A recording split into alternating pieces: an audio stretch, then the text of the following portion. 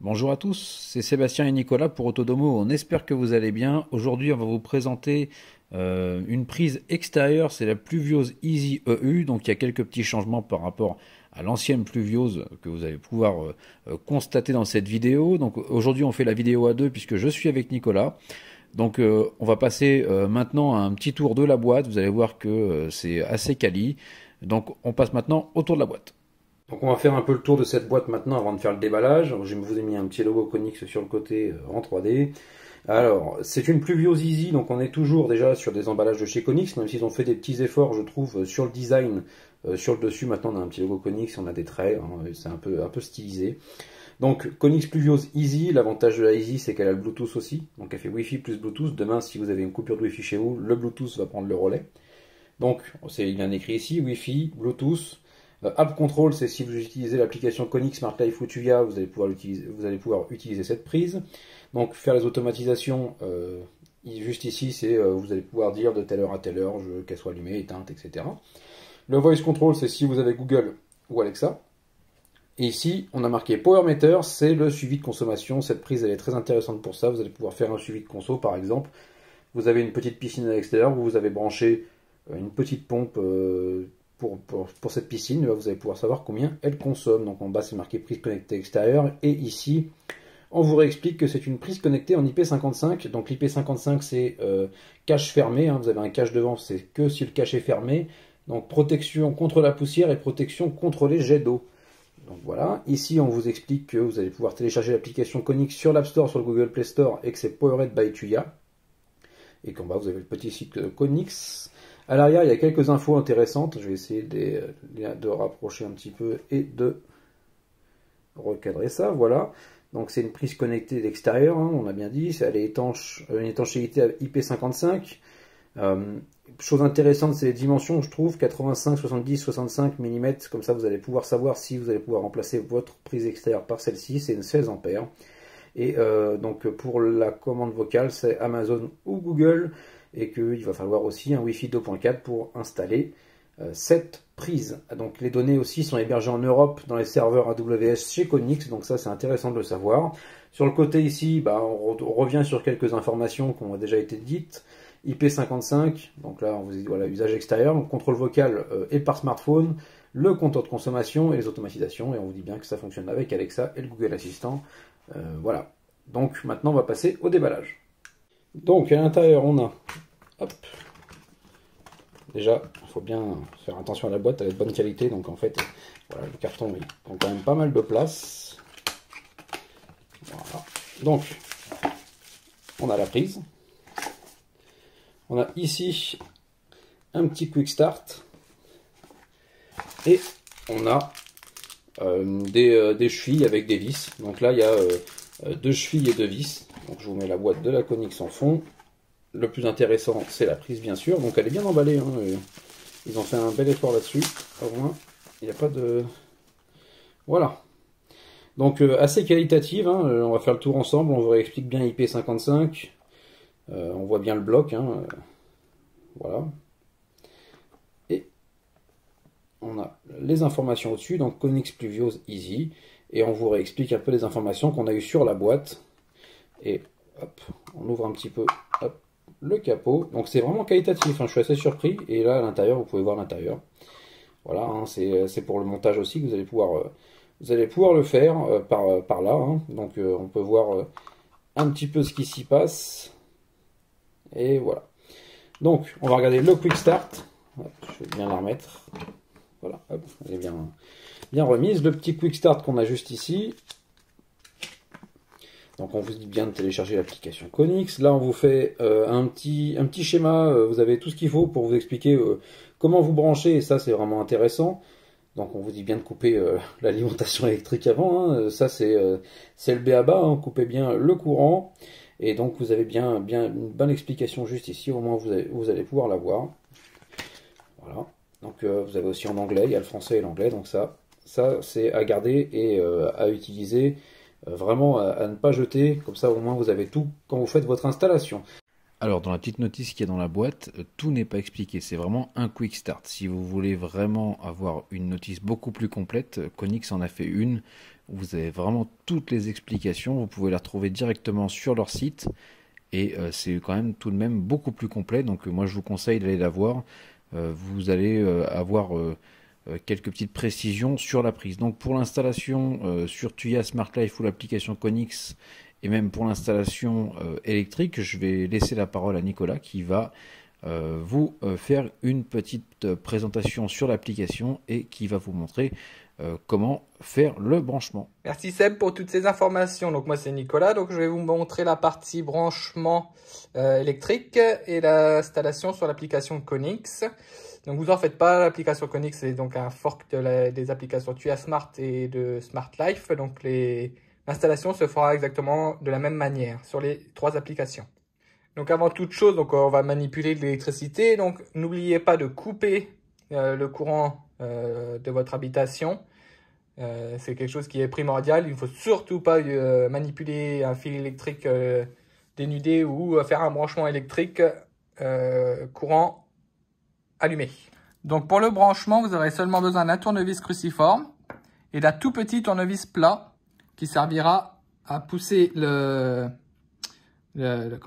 branchement à l'intérieur pour pouvoir y insérer les câbles. Donc pour l'installation, je mets de côté le perçage du presse-étoupe parce que je ne sais pas encore la taille du câble où je vais l'installer. Donc si je perce trop gros, si mon câble est un tout petit peu plus petit, ça va nager. Donc ça, je le mets de côté pour l'instant, mais ça ne change rien au niveau de l'installation électrique, la démonstration de l'installation électrique. Donc pour l'installation électrique, donc il y aura ici le presse-étoupe qu'il faudra enfiler dans le fil, dans le câble. Donc vous rentrez le câble par le dessous. Donc on se retrouve donc du coup avec le neutre, la phase et la terre. Donc le neutre va à votre gauche, la phase à droite et la terre viendra se brancher ici directement sur la prise. Donc pour brancher les câbles, il faut prendre le petit tournevis plat, venir faire levier à l'intérieur. Donc pour filmer, c'est pas facile.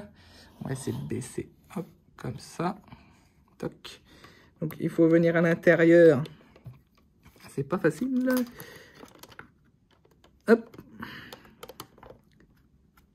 Ah, voilà. Donc ici ça ouvre. Donc je sais pas si non vous voyez pas. J'ai essayé de me mettre. Alors. Donc je vais essayer de vous montrer comme ça. Et après je montrerai donc les fils. Donc voilà. Donc vous insérez le petit tournevis sur la partie du haut et vous venez faire levier pour que la petite partie en dessous s'ouvre pour que vous puissiez insérer le câble. Donc quand ça est ouvert, vous insérez le câble et quand vous relâcherez, donc du coup ça le pincera. Donc voilà, là les deux câbles, donc le fil de neutre et le fil de phase sont insérés. Donc il faut toujours bien vérifier à ce que le cuivre du fil ne dépasse pas, enfin arrive à fleur de la connexion. Il ne faut pas que ça dépasse, sinon ça risque de créer un arc électrique et puis tous les ennuis qui peuvent arriver derrière. Pour ce qui est de la terre, donc la terre elle vient se fixer ici. Donc la fixation est juste en dessous ici. Donc la fixation se fait donc du coup ici avec le tournevis cruciforme. Donc on vient, je vais le mettre comme ça, on vient insérer le fil dedans et on vient donc serrer la vis cruciforme ici. Pas trop fort, ça sert à rien, mais quand même assez fort pour pas que ça se desserre. Voilà, donc une fois le branchement effectué, il n'y a plus qu'à refermer. Donc il n'y a pas beaucoup de place, donc ça force un peu. C'est un petit point négatif, on va dire. Donc hop, on referme la boîte. On vient prendre, hop là, donc les vis pour fermer. Donc pour la fermer, donc il faut enlever le petit carré en mousse noire ici. Voilà. Ensuite, on insère donc les deux petites vis prévues et on vient, je vais pas prendre celui-là, je vais prendre celui-là. Et donc on vient les visser. Oula. Donc une ici.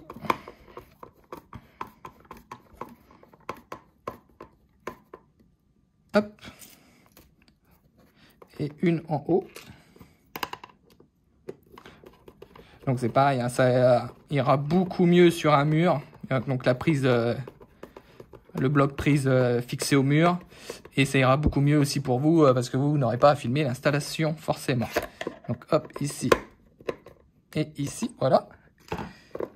Une fois serré, on vient remettre le petit carré de mousse, donc qui sert aussi à faire étanchéité.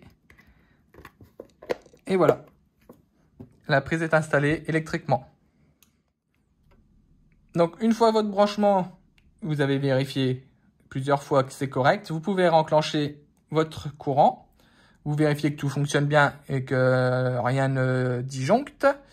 Une fois ceci fait, donc on se retrouve dans l'application Coenix. Donc l'application Coenix qui est la même que l'application Smart Life ou Tuya Smart, je le rappelle.